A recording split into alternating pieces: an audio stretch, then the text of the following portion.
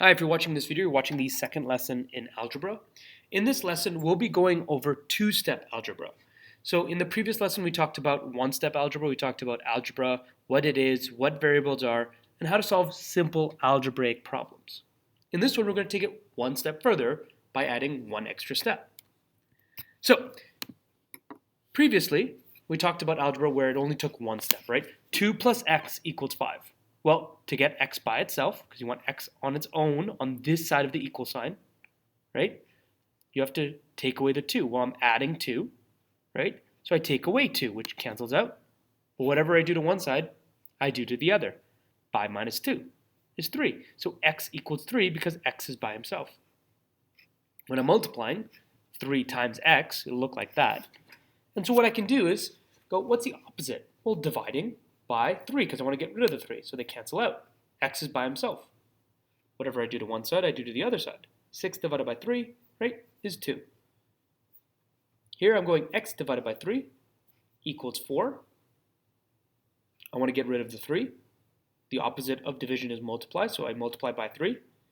3 and 3 cancel. I have x by himself. Whatever I do to one side, I have to do to the other. 4 times 3 is 12. And you can check your answers for these questions, right? If I'm saying x is 3, then 2 plus x must equal 5. Well, I replace the 3, or the x with the 3. 2 plus 3 is 5. It works. Same with this one. 2. I replace the x with the 2. 3 times 2 is 6. And it works. All right? So you can check your answer for algebra. With two-step algebra, it's just an extra step. Now remember, a variable can be any letter, not just x or y, right? You can see E, you could see A, B, C, D, a picture of a giraffe, it doesn't matter. So once again, you want the variable, in this case E, all by itself on one side of the equal sign. So E is on this side of the equal sign, so I want E to stay on this side. I want 2 and minus 1 to be pushed off to the side. How do we do that? Well, again, you take it one step at a time, and we remove the minus 1 first, right? We remove the minus 1, because that's the easiest one to get rid of. Okay, so I have minus 1. I'm adding 1, right? Because if I'm taking away 1, I'll add 1. But remember, whatever you do to one side, you must do to the other. So if I'm adding 1 to get rid of this 1 here, I have to add 1 here, right? I have to add 1 here. 7 plus 1 is 8, right? I've gotten rid of this, right? Minus 1 plus 1. So now I have 2e. 2e equals 8. Well, 2 times e, so multiply, so I have to divide by the number, 2. So 2 divided by 2 cancels out. Now I have e all by himself. But whatever I do to one side, I have to do to the other. 8 divided by 2, e equals 4. Right? You can check your answer. You can just sub in 4 into the e slot, because we're saying e is 4. So 2 times 4, right, is 8, minus 1 is 7. Let's say I got the wrong answer. Let's say I said e equals 3. Okay, well, let's sub it in. 2 times, now e is 3, 2 times 3 is 6 minus 1. Does that equal 7? No, it equals 5. So I know that e cannot be 3, and I got the wrong answer. So with algebra, you shouldn't really get any question wrong because you can check your answers. So if you get a question wrong, you didn't check your answer. All right, so pause the video, see if you can solve these questions. All right, hopefully you paused the video because we're going to solve these. So 4d plus 4 equals 16. Okay, well, again, I want to get rid of the plus 4 because it's easier. So I go minus 4. But whatever I do to one side, I have to do to the other, right? 4d plus 4 equals 16.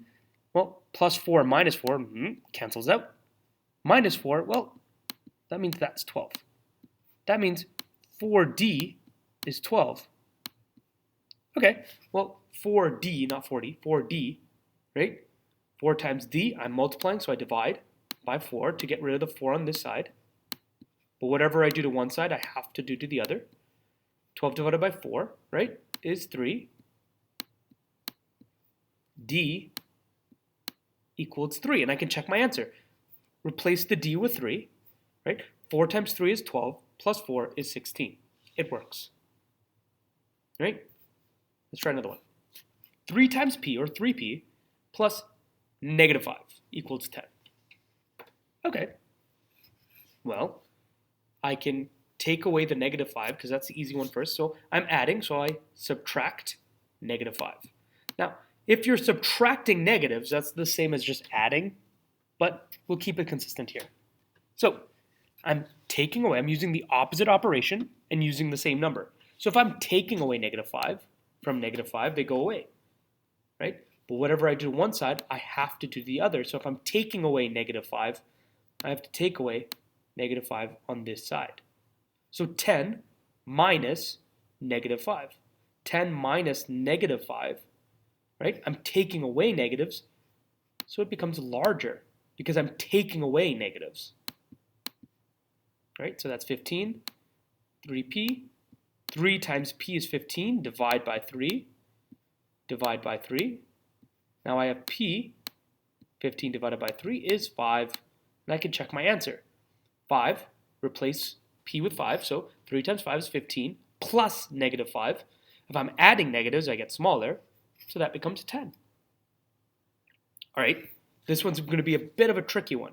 Negative 2 times t equals, or plus 6 equals 18. So let's do the first step. I want to get rid of the plus 6, so I subtract 6. But whatever I do to this side, I have to do the other side, right? So now I have negative 2t equals 12, right? Because I'm taking away 6. Okay, now this means negative 2 times whatever t is 12. Now, with integers, when you're multiplying a negative by something, it can change the symbol, right? So negative times a positive number, like negative 2 times 2, would give you a negative answer. But if you multiply two negatives, you get a positive. So here I'm multiplying by negative 2. So I divide by negative 2. Cancel, cancel. Now I have t, right, equals, well, whatever I do to one side, I do to the other. So divide by negative 2. So here I'm dividing positive by a negative. Well, if you only have one negative when you're dividing, your answer must be negative. 12 divided by 2 is 6. So negative 6. So t equals negative 6, and we can check our answer. Put negative 6 instead of t. Negative 2 times a negative 6.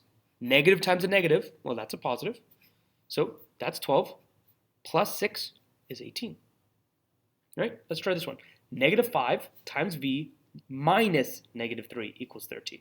Okay, well, instead I'm going to add, right? I'm going to add negative 3.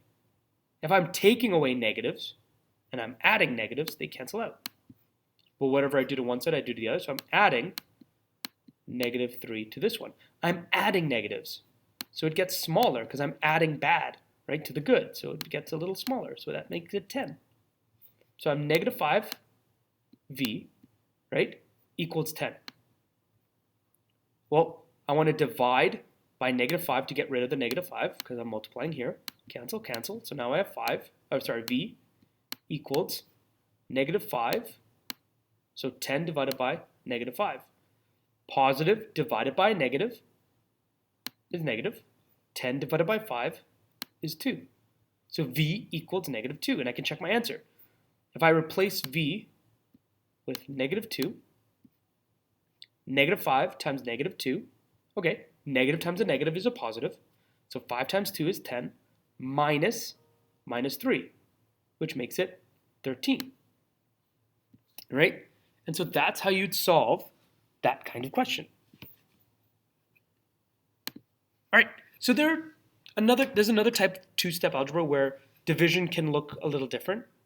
You may see 1 over 2j plus negative 3 equals 1. Well, that's the same as saying j over 2 plus negative 3 is 1. They're the same question, right? They look a little different, but remember, this is multiplying 1/2 by whatever number j is. And whenever you multiply a fraction by a whole number, it just multiplies into the top. So whatever j is, let's say it was 4, right? I'm not saying it is, but let's say it was 4. That'd be 4 times 1, that'd be 4 over 2. But because we don't know what j is, we just plop the j into the top, right?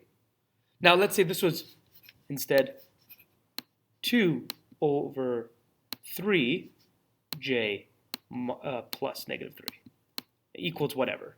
Okay, well then I'd multiply into the top. That would be 2j over 3, right? Plus negative 3, right? It's the same question. So don't get confused if you see these types of questions because they're the same here. So how do I solve these types of questions? Well, we start by removing the minus 3 because that's the easiest one, right? So I'm adding minus 3. Well, that means I would be taking away minus 3. And if you're taking away a negative, that's just like adding. So I'm just going to add 3. Cancel, cancel. Well, I add 3 to this side, right? That makes it 4. So now I have 1 over 2j equals 4. So I'm basically doing j divided by 2, right? Because again, that goes to the top. So times 2 cancels out the 1/2. 4 times 2 is 8, right? Because it's 1/2 times j, right?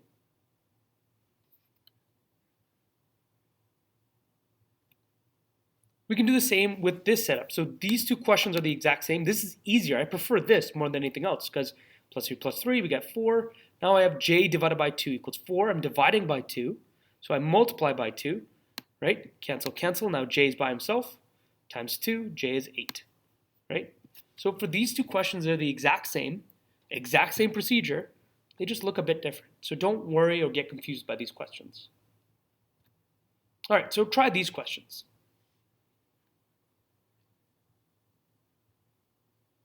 All right, hopefully you paused the video. So y over 5 minus 7 equals 8. Again, I want to get rid of this part first because it's easier. Add 7 because I'm taking away 7, right? Right? So that cancels out. And 8, well, I have to add 7 to this side too because whatever I do to one side, I do to the other. 8 plus 7, right, is 15, right? So now I have y over 5 equals 15, right? Well, if I have y over 5 equals 18, something divided by 5 equals 18. Or sorry, 15. I keep saying 18, 15, right? Because that's 15, sorry, right? So I want to get rid of the 5. I want the 5 by himself. So if I'm dividing by 5, I multiply, do the opposite operation by 5.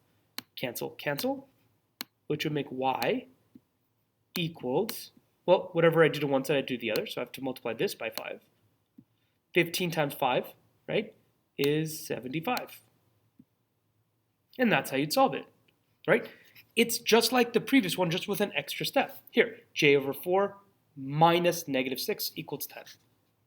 Okay, well, instead I'm going to add negative 6, which will cancel, cancel, right? But whatever I do to one side, I do to the other, so I have to add negative 6. So now I have j over 4 equals, well, if I'm adding negatives, it gets smaller, so that should be 4. So something divided by 4 is 4. Okay, well, I'm dividing by 4, so I multiply by 4. Cancel, cancel. But whatever I do to one side, I do to the other. Right, so I multiply by 4, j equals 16.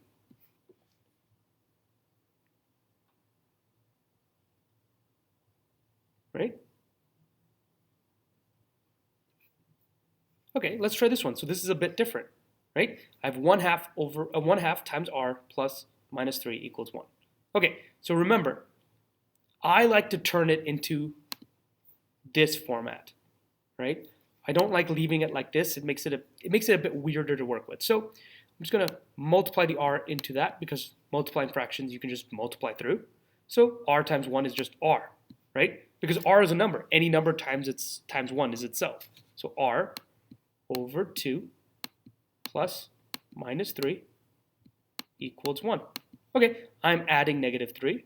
So I'm going to take away negative 3. Well, they cancel out.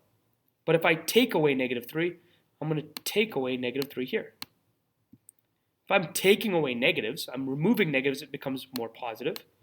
So that's 4. All right, so now I have r something over 2 equals 4 times 2 times 2, r equals 8. Right? So here we have p over 4 plus minus 6 equals 10. Okay, so again, opposite operation, get rid of this first. Minus 6. I'm taking away negative 6. So I have to take away negative 6 on this side. Right? They cancel out.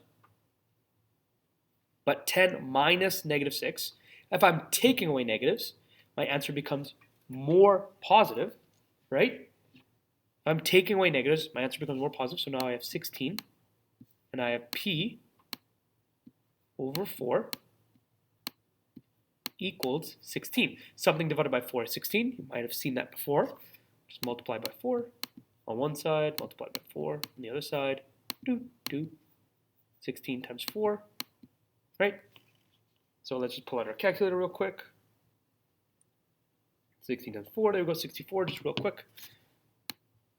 There you go. And p equals 64, right? So you want the variable alone, and you just do the opposite operation. For two-step equations, you just do the add or subtract first, then you do the multiply and divide. Okay? So practice these questions. This will help you do two-step algebra. This is as complicated as the algebra will get for grade 8, but it's a foundational skill because it'll just add a third step or a fourth step in later years. And as long as you do each step slowly and on its own, right? You don't want to do the whole thing at once, right? I did minus 6 first, then I multiplied by 4 after I got my numbers. If you do it that way, you will never get it wrong regardless of how many steps there are in the algebra, all right?